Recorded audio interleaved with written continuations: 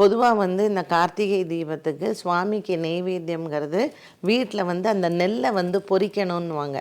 நெல் வந்து அதை பொரித்து நல்லா புடச்சிட்டு வெல்லத்தை வந்து பாகு வச்சு அதில் ஊற்றி அந்த இதை கலரணும்.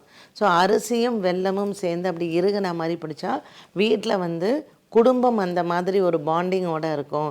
ஒரு அண்ணன் தங்கையாக இருக்கட்டும், கணவன் மனைவியாக இருக்கட்டும், அந்த உறவுகள் வந்து பலப்படுறதுக்கு நெல் அரிசி பொரியும் நெல் பொரியும் அதை வந்து அதுதான் நெய்வேத்தியம் பண்ணுவாங்க சுவாமிக்கு. இல்லைன்னா கடலை உருண்டை செய்வாங்க.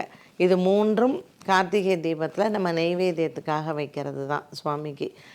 உள்ளே வந்து நம்ம எத்தனை தீபம் நீங்கள் ஏற்ற போகிறீங்களோ மெயினாக 2 குத்து விளக்கு ஏற்றி, குத்து விளக்கு முன்னாடி நம்ம ஏற்ற வேண்டிய தீபங்கள் எல்லாம் ஏற்றிட்டு குத்து விளக்கு ஏற்றி நெய்வேத்தியம் பண்ணிவிட்டு உள்ளேருந்து எடுத்துகிட்டு போய் தான் வெளியில் வைக்கணும்.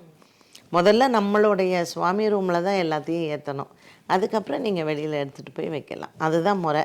ஸோ சுவாமிக்கு விளக்கேற்றி நெய்வேத்தியம் பண்ணிவிட்டு ஆர்த்தி எடுப்பாங்க. ஆர்த்தி எடுத்து ஆர்த்தியை கொண்டு போய் சுற்றிட்டு அதுக்கப்புறம் இந்த விளக்கெல்லாம் எடுத்து வைப்பாங்க. ஏன்னா அந்த விளக்கெல்லாம் எடுத்து வச்சிட்டோன்னா அது எரிஞ்சு அது அணைஞ்சும் போயிடும். அதனால் ஆர்த்தி முதல்ல